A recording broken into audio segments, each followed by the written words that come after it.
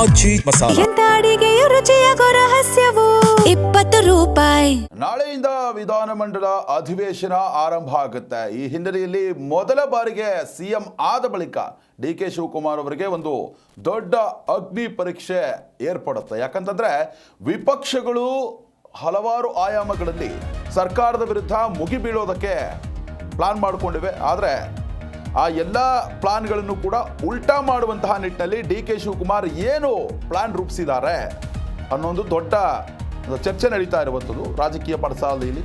ಸದನದಲ್ಲಿ ಸರ್ಕಾರವನ್ನು ಕಟ್ಟಿ ಹಾಕೋದಕ್ಕೆ ಬಿಜೆಪಿ ಮತ್ತು ಜೆಡಿಎಸ್ ತಂತ್ರವನ್ನು ರೂಪಿಸಿವೆ. ಈಗಾಗಲೇ ಸದನದಲ್ಲಿ ಖಾತೆ ಹಂಚಿಕೆ ಆಗಿರಬಹುದು, ಬರ ಆಗಿರಬಹುದು, ಕಾವೇರಿ ಜಟಾಪಟಿ ಏನಿದೆ ಅದೆಲ್ಲದರ ಬಗ್ಗೆನೂ ಕೂಡ ಚರ್ಚೆ ಆಗುತ್ತೆ.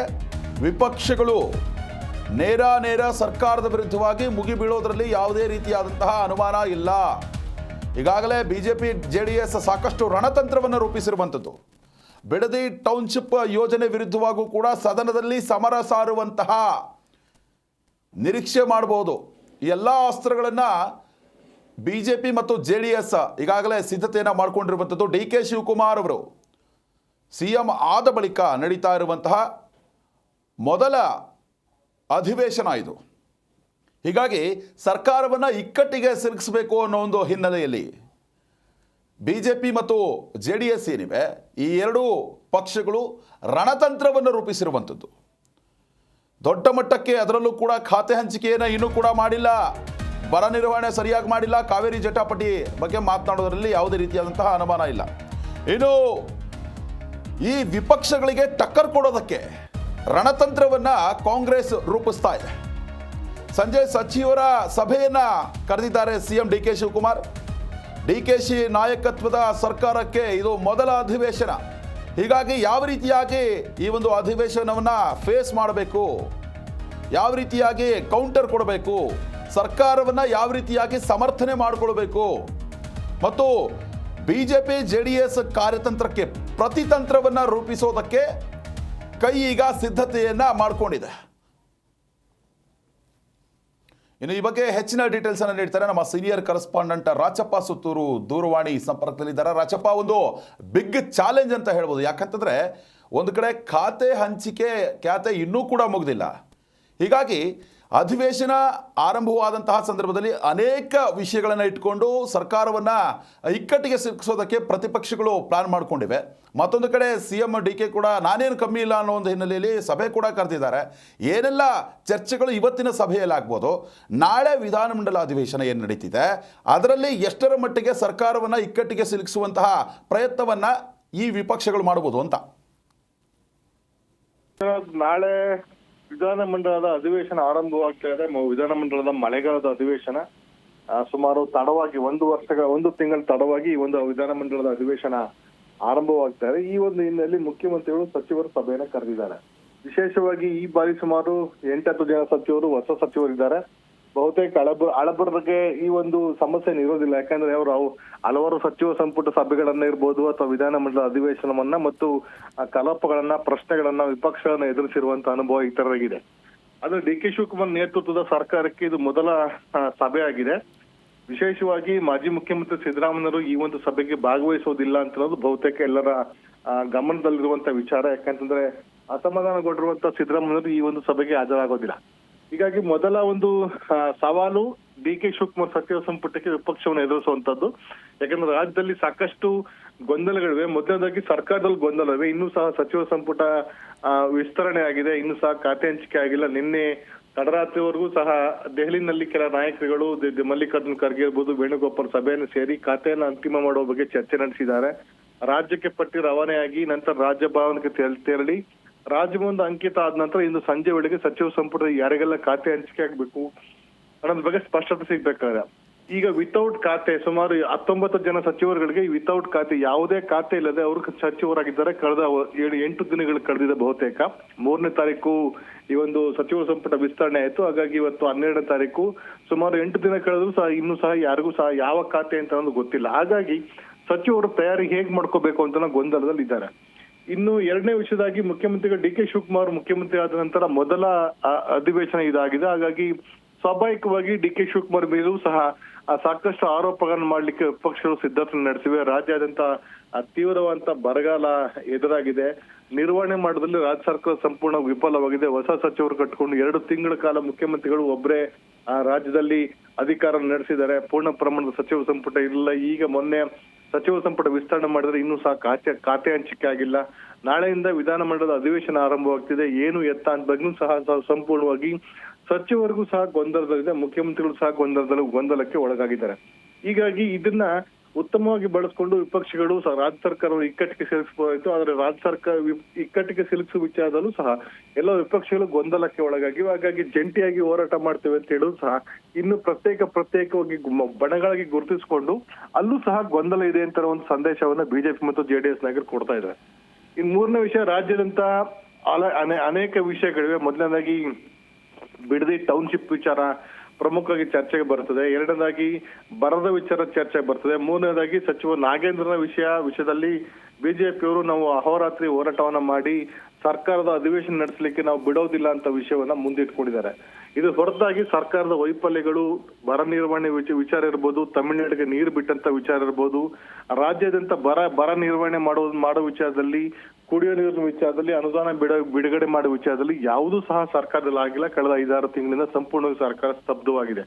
ಇಂತಹ ಗೊಂದಲಗಳಿದ್ರೂ ಸಹ ವಿಪಕ್ಷಗಳು ಇದೆಲ್ಲವನ್ನೂ ಸಹ ಪ್ರಶ್ನೆಗಳನ್ನ ಎತ್ತುವ ಮೂಲಕ ಸರ್ಕಾರಕ್ಕೆ ಇಕ್ಕಟ್ಟಿಗೆ ಸಿಲುಕಿಸುವಂತದ್ದು ಮತ್ತು ಸಚಿವರನ್ನ ಪ್ರಶ್ನೆ ಮಾಡುವಂತ ವಿಚಾರಗಳನ್ನ ಮುಂದಿಟ್ಕೊಂಡು ಅವರ ಪ್ರಶ್ನೆಗಳನ್ನ ರೈಸ್ ಮಾಡಬಹುದಾಗಿತ್ತು. ಆದ್ರೆ ಇನ್ನೂ ಸಹ ವಿಪಕ್ಷಗಳು ಸಹ ಆ ಮಟ್ಟದ ತಯಾರಿಯನ್ನ ಮತ್ತು ಆ ಮಟ್ಟದ ಎಫರ್ಟ್ ಅನ್ನ ಆಗ್ತೇವೆ ಅಂತ ಅನ್ನೋದನ್ನ ಕಂಡು ಬರ್ತಲ್ಲ. ಮೊನ್ನೆ ತಾನೇ ಇತ್ತೀಚೆಗೆ ಜಂಟಿಯಾಗಿ ಕುಮಾರಸ್ವಾಮಿ ಮತ್ತು ಕಾಂಗ್ರೆಸ್ ಬಿಜೆಪಿ ನಾಯಕರುಗಳು ಸಭೆಯನ್ನು ಸೇರಿ ಒಂದಷ್ಟು ಹೋರಾಟವನ್ನ ಮಾಡಬೇಕು ಅಂತ ಸಂದೇಶವನ್ನು ಕೊಟ್ಟಿದ್ದಾರೆ.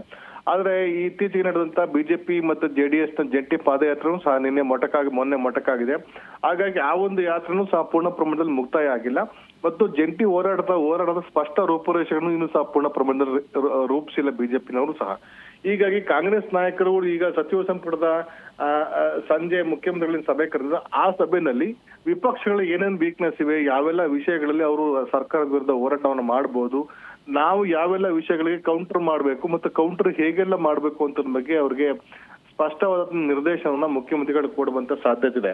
ಪ್ರಸ್ತುತ ಸ್ಥಿತಿಗತಿಯಿಂದ ಎಲ್ಲಾ ಜಿಲ್ಲೆಗಳಿಗೆ ಶಾಸಕರು ತೆರಳಿ ಬರ ಅಧ್ಯಯನ ಮಾಡಿ ವರದಿಯನ್ನು ತೆಗೆದುಕೊಂಡು ಬಂದಿದ್ದಾರೆ ಮತ್ತು ವಸ್ತು ಸ್ಥಿತಿಗತಿಗಳ ಬಗ್ಗೆ, ಕುಡಿಯೋ ನೀರು ಇರ್ಬೋದು, ಜಾನುವಾರು ಇರ್ಬೋದು, ಅಥವಾ ಬೆಳೆ ಪರಿಸ್ಥಿತಿ ಇರ್ಬೋದು, ಅಥವಾ ಪರಿಹಾರ ಇರ್ಬೋದು, ಇತ್ತೀಚೆಗೇನು ಬೇರೆ ಸ್ಕೀಮ್ಗಳು, ವಿಶೇಷವಾಗಿ ಗ್ಯಾರಂಟಿ ಸ್ಕೀಮ್ಗಳಲ್ಲಿ ಏನು ಸಮಸ್ಯೆ ಆಗ್ತದೆ ಅಂತ ಅನ್ನೋದಿರ್ಬೋದು, SIR ವಿಷಯದಲ್ಲಿ ಏನು ಸಮಸ್ಯೆ ಆಗ್ತದೆ ಅಂತ ಅನ್ನೋ ವಿಷಯ ಇರ್ಬೋದು, ಇವೆಲ್ಲದನ್ನು ಸಹ ಸಂಗ್ರಹ ಮಾಡ್ಕೊಂಡು ಬಂದಿದ್ದಾರೆ. ಇವೆಲ್ಲ ವಿಷಯಗಳನ್ನು ಮುಖ್ಯಮಂತ್ರಿಗಳ ಮುಂದೆ ಮಂಡಿಸಿ ಮುಖ್ಯಮಂತ್ರಿಗಳು ಸಲಹೆ ಪಡ್ಕೊಳ್ತಾರೆ. ಹಾಗೆ ಮುಖ್ಯಮಂತ್ರಿಗಳು ಸಹ ಇತ್ತೀಚೆಗೆ ಏನು ಕಳೆದ 2 ತಿಂಗಳಲ್ಲಿ ಯಾವುದೇ ಆರ್ಥಿಕವಾಗಿ ಇಲಾಖೆಗೆ ಅನುದಾನ ಬಿಡುಗಡೆ ಮಾಡೋದಾಗ್ಲಿ ಅಥವಾ ಇಲಾಖೆ ಯೋಜನೆಗಳಿಗೆ ಅನುಮೋದನೆ ಕೊಡೋದಾಗ್ಲಿ ಅದನ್ನ ಇದುವರೆಗೆ ಮಾಡಿಲ್ಲ. ಕೇವಲ ಇಲಾಖೆಯ ಅಧಿಕಾರಿಗಳನ್ನ ವರ್ಗಾವಣೆ ಕಳೆದ 2 ತಿಂಗಳು ನಿರಂತರವಾಗಿ ಎಲ್ಲಾ ಇಲಾಖೆಗಳ ವರ್ಗಾವಣೆ ಎ ಕ್ಯಾಟಗರಿಯಿಂದ ಹಿಡಿದು ಅಡಿಷನಲ್ ಚೀಫ್ ಸೆಕ್ರೆಟರಿಯಿಂದ ಹಿಡಿದು ಕೊನೆಗೆ ಒಬ್ಬ ಕೇವಲ ಗುಮಾಸ್ತನ ಪೂರ್ಣ ಪ್ರಮಾಣದಲ್ಲಿ ವರ್ಗಾವಣೆ ಪ್ರಕ್ರಿಯೆಯನ್ನ ಕಳೆದ 2 ತಿಂಗಳಲ್ಲಿ DK ಶಿವಕುಮಾರ್ ಸರ್ಕಾರದ ನೇತೃತ್ವದಲ್ಲಿ ಮಾಡಲಾಗಿದೆ. ಹೀಗಾಗಿ ಆ ಒಂದು ವಿಚಾರನ ಹೊರತುಪಡಿಸಿದಂತೆ ಬಹುತೇಕ ರಾಜ್ಯ ಸರ್ಕಾರದ ಎಲ್ಲ ಇಲಾಖೆಗಳಲ್ಲೂ ಯಾವ ಹಂತದಲ್ಲಿ ಕೆಲಸ ಕಾರ್ಯ ನಿರ್ವಹಣೆ ಮಾಡ್ತಿದೆ, ಜನರಿಗೆ ಸೇವೆ ನೀಡುವ ವಿಚಾರ ಇರಬಹುದು, ಏನು ಗೊಂದಲ ಇದೆ ಅಂತ ಅನ್ನೋದು ಇನ್ನೂ ಸಹ ಸ್ಪಷ್ಟವಾಗಿ ಯಾರಿಗೂ ಅರ್ಥ ಆಗ್ತಿಲ್ಲ. ಅದನ್ನ ವಿಶೇಷವಾಗಿ ಬಿಜೆಪಿ ನಾಯಕರು ಜನರ ಗಮನ ತರುವಂತ ಮತ್ತು ಸರ್ಕಾರದ ಗಮನ ತರುವ ಪ್ರಯತ್ನವನ್ನ ಮಾಡಿಲ್ಲ. ಅದು ಅಧಿವೇಶನದಲ್ಲಿ ರಿಫ್ಲೆಕ್ಟ್ ಆಗುವಂತ ಸಾಧ್ಯತೆ. ಹೀಗಾಗಿ ವಿಪಕ್ಷಗಳು ಎತ್ತುವಂತ ಪ್ರತಿಯೊಂದು ಪ್ರಶ್ನೆಗಳಿಗೆ ಮತ್ತು ಶಾಸಕರು ಎತ್ತುವಂತ ತಮ್ಮ ಕ್ಷೇತ್ರದ ಕೆಲಸ ಕಾರ್ಯ ವಿಚಾರ ಇರ್ಬೋದು, ಸಮಸ್ಯೆಗಳಿರ್ಬೋದು, ಅನುದಾನ ವಿಚಾರ ಇರ್ಬೋದು, ಕಾಮಗಾರಿ ಇರ್ಬೋದು, ಮುಂದುವರೆದ ಕಾಮಗಾರಿ ಇರ್ಬೋದು, ಕೇಂದ್ರ ಸರ್ಕಾರದ VBG ರಾಮ್ಜಿ ಯೋಜನೆಯನ್ನ ಸಮರ್ಪಕವಾಗಿ ಜಾರಿಗೊಳಿಸದಿರ್ಬೋದು, ಅಥವಾ ರಾಜ್ಯ ಸರ್ಕಾರ ಅನುದಾನ ಬಿಡುಗಡೆ ಮಾಡಿದಿರ್ಬೋದು, ಬಿಡುಗಡೆ ಆಗಿರುವಂತ ಕಾಮಗಾರಿ ಬಳಕೆ ಆಗದಿರ್ಬೋದು, ಟೆಂಡರ್ ಬಹುತೇಕ ಯಾವ ಟೆಂಡರ್ಗಳು ಸಹ ಕಾಲ್ಫಾರ್ಮ್ ಮಾಡಿಲ್ಲ, ಟೆಂಡರ್ ಕರೆಯುವಂತದ್ದು ಇರ್ಬೋದು, ಟೆಂಡರ್ ಕರೆದಿರುವಂತ ಯೋಜನೆಗಳಿಗೆ ಕಾಮಗಾರಿ ಅನುಮೋದನೆ ಕೊಡೋದಿರ್ಬೋದು. ಹೀಗಾಗಿ ಸಾಕಷ್ಟು ಕೆಲಸ ಕಾರ್ಯಗಳು ಬಾಕಿ ಇವೆ. ಅದನ್ನ ಯಾವುದನ್ನು ಸಹ ಸರ್ಕಾರದಲ್ಲಿ ಸಚಿವರಿಲ್ಲ. ಹಾಗಾಗಿ ನಾಯಕತ್ವ ಇಲ್ಲದಂತಹ ನಾವೇ ಪರಿಸ್ಥಿತಿ ಸರ್ಕಾರಕ್ಕೆ ಎದುರಾಗಿದೆ ಕಳೆದ 2-3-4 ತಿಂಗಳು, ಇನ್ಕ್ಲೂಡಿಂಗ್ ಸಿದ್ದರಾಮಯ್ಯ ರಾಜೀನಾಮೆ ಕೊಟ್ಟ ನಂತರ ಮುಖ್ಯಮಂತ್ರಿ DK ಶಿವಕುಮಾರ್ ಅಧಿಕಾರ ವಹಿಸಿಕೊಂಡ್ರು ಸಹ ಈಗ ಪೂರ್ಣ ಪ್ರಮಾಣದ ಸಚಿವ ಸಂಪುಟ ರಚನೆ ಆದ್ರೂ ಸಹ ಇನ್ನೂ ದಿಕ್ಕು ದಶೆ ಇಲ್ಲದ ರೀತಿ ಸರ್ಕಾರ ನಡೀತಾ ಇದೆ. ಹಾಗಾಗಿ ಈ ಒಂದು ಅಧಿವೇಶನ ವಿಪಕ್ಷಗಳಿಗೆ ದೊಡ್ಡ ಮಟ್ಟದ ಅಸ್ತ್ರವಾಗಿದೆ. ಆದ್ರೆ ಅದು ಎಷ್ಟೋ ಮಟ್ಟಿಗೆ ಬಳಸ್ಕೊಳ್ತವೆ ಅಂತ ಅನ್ನೋದು ಒಂದು ವಿಷಯ. ಅದನ್ನ ಯಾವ ತರ ಅಡ್ರೆಸ್ ಮಾಡ್ಬೇಕು ಅಂತ ಅನ್ನೋ ವಿಷಯದಲ್ಲಿ ಮುಖ್ಯಮಂತ್ರಿಗಳು ಈಗ ಸಚಿವರುಗಳಿಗೆ ಪಾಠ ಹೇಳುವಂತದ್ದು ಒಂದು ಇದೆ. ಹಾಗಾಗಿ ಇಂದು ಸಂಜೆ 4 ಗಂಟೆಗೆ ಮುಖ್ಯಮಂತ್ರಿಗಳು ವಿಧಾನಸೌಧದ ಸಚಿವರ ಕೊಠಡಿಗಳಲ್ಲಿ ಸಭೆಯನ್ನ ಕರೆದಿದ್ದಾರೆ. ಸಂಜೆ 4 ಗಂಟೆಗೆ ಎಲ್ಲ ಸಚಿವರುಗಳು ಸಹ ಸಭೆಗೆ ಹಾಜರಾಗ್ತಿದ್ರೆ ಅಷ್ಟು ಹೊತ್ತಿಗೆ ಬಹುತೇಕ ಸಚಿವ ಸಂಪುಟ ಖಾತೆ ಹಂಚಿಕೆ ಆಗುವುದು ಒಂದು ಸಾಧ್ಯತೆ ಇದೆ ಅಂತ ಒಂದು ಲೆಕ್ಕಾಚಾರ ಇದೆ. ಒಂದು ವೇಳೆ ಖಾತೆ ಹಂಚಿಕೆ ಆಗದಿದ್ದಲ್ಲಿ ನಾಳೆ ಬೆಳಗ್ಗೆವಾಗಿ ಸಚಿವ ಸಂಪುಟ ಖಾತೆ ಹಂಚಿಕೆ ಆಗುತ್ತದೆ. ಹಾಗಾಗಿ ಸಚಿವರು ಯಾವ ರೀತಿ ಮಾಡ್ಕೋಬೇಕು ಮತ್ತು ಏನೆಲ್ಲ ಮಾಡಬೇಕು ಅಂತ ಬಗ್ಗೆ ಮುಖ್ಯಮಂತ್ರಿಗಳು ನಿರ್ದೇಶನ ಕೊಡ್ತಾರೆ.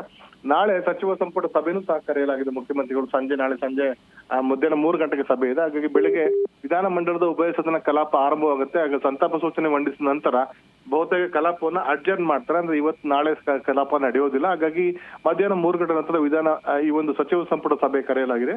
ಹಾಗಾಗಿ ಅಲ್ಲೂ ಸಹ ಉಳಿದ ವಿಷಯಗಳ ಬಗ್ಗೆ ಮುಖ್ಯಮಂತ್ರಿಗಳು ಚರ್ಚಿಸುವಂತ ಸಾಧ್ಯತೆ. ಒಟ್ಟಾರೆಯಾಗಿ ಈ ಬಾರಿ ಡಿ ಕೆ ಶಿವಕುಮಾರ್ ಅವರ ಸರ್ಕಾರಕ್ಕೆ ಎದುರಾಗಿರುವಂತಹ ಕಾವೇರಿ ವಿಚಾರ ಇರ್ಬೋದು, ಅಥವಾ ಬರ ವಿಚಾರ ಇರ್ಬೋದು, ಅಥವಾ SIR ಇರ್ಬೋದು, ಅಥವಾ ಬಿಡದಿ ಟೌನ್ಶಿಪ್ ವಿಚಾರ ಇರ್ಬೋದು, ಅಥವಾ ರಾಜ್ಯಾದ್ಯಂತ ಎದುರಾಗಿರುವಂತಹ ಸಮಸ್ಯೆಗಳ ಬಗ್ಗೆ ಯಾವ ತರ ಅಡ್ರೆಸ್ ಮಾಡ್ತಾರೆ ಮುಖ್ಯಮಂತ್ರಿಗಳು ಅಂತ ರಾಜ್ಯದ ಜನ ಕುತೂಹಲದಿಂದ ಕಾಡ್ತಿದ್ದಾರೆ. ಅದ್ರ ಜೊತೆಗೆ ವಿಪಕ್ಷಗಳ ಕಾರ್ಯತಂತ್ರವನ್ನ ಹೇಗೆ ಎದುರಿಸ್ತಾರೆ ಡಿ ಕೆ ಶಿವಕುಮಾರ್ ಅಂತ ಅನ್ನೋದು, ಮತ್ತು ಹೊಸ ಸಚಿವರು ಕಟ್ಕೊಂಡು ಹೇಗೆ ನಿಭಾಯಿಸ್ತಾರೆ ಈ ಒಂದು ವಿಧಾನಸಭೆಯ ಅಧಿವೇಶನ ಕಲಾಪಗಳನ್ನ ಅಂತ ಅನ್ನೋದು. ಮತ್ತು ವಿಶೇಷ ಅಂತಂದ್ರೆ ನಾಳೆ ಮತ್ತೆ ನಾಳಿದ್ದು 14ನೇ ತಾರೀಕು 2 ವಿಧಾನಸಭೆ ಮತ್ತು ವಿಧಾನ ಪರಿಷತ್ನ ಸಭಾಪತಿಗಳ ಆಯ್ಕೆ ಚುನಾವಣೆ ಇದೆ. ಮತ್ತು ವಿಧಾನ ಪರಿಷತ್ನ ಉಪಸಭಾಪತಿ ಮತ್ತು ವಿಧಾನಸಭೆ ಉಪಸಭಾಪತಿ ಇಬ್ಬರ 2 ಕಡೆಗಳು ಮೇಲ್ಮನೆ ಕೆಳಮನೆಗಳಿಗೆ ಅಧ್ಯಕ್ಷರು, ಉಪಸಭಾಧ್ಯಕ್ಷರು ಮತ್ತೆ ಸಭಾಪತಿ ಉಪಸಭಾಪತಿ ಆಯ್ಕೆ 2 ಪ್ರಕ್ರಿಯೆಗಳಿರೋದ್ರಿಂದ 14ನೇ ತಾರೀಕು ಬಹುತೇಕ ಚುನಾವಣೆಯಲ್ಲಿ ಮಗ್ನರಾಗುವಂತ ಸಾಧ್ಯತೆ. ಹೀಗಾಗಿ ಸೋಮವಾರದ ನಂತರ ಬಹುತೇಕ ಅಧಿಕೃತ ಕಾರ್ಯಕಲಾಪಗಳು ಆರಂಭವಾಗುತ್ತೆ. ಅಲ್ಲಿವರೆಗೆ ರಾಜ್ಯ ಸರ್ಕಾರಕ್ಕೆ ಬಿಡುವಿನ ವೇಳೆ ಶನಿವಾರ ಕಾರ್ಯಕಲಾಪ ಇರೋದಿಲ್ಲ. ಭಾನುವಾರ ಹೇಗಿದ್ರು ರಜೆ ಇರ್ತದೆ. ಹಾಗಾಗಿ 4-5 ದಿನಗಳ ಕಾಲ ಸಚಿವರು ಇಲಾಖೆಗಳ ತಯಾರಿಯನ್ನು ನಡೆಸಿಕೊಳ್ಳಿಕ್ಕೆ ಅವಕಾಶ ಸಿಗುವಂತ ಸಾಧ್ಯತೆ. ಹೀಗಾಗಿ ಮುಖ್ಯಮಂತ್ರಿಗಳು ಸಚಿವರಿಗೆ ಸಲಹೆ ಸೂಚನೆ ಕೊಡುವಂತ ಒಂದು ಸಾಧ್ಯತೆ ಇದೆ. ವಿಶ್ವನಾಥ್, ಧನ್ಯವಾದ ರಾಜಪ್ಪ ತಮ್ಮೆಲ್ಲ ಡೀಟೇಲ್ಸ್ಗಾಗಿ.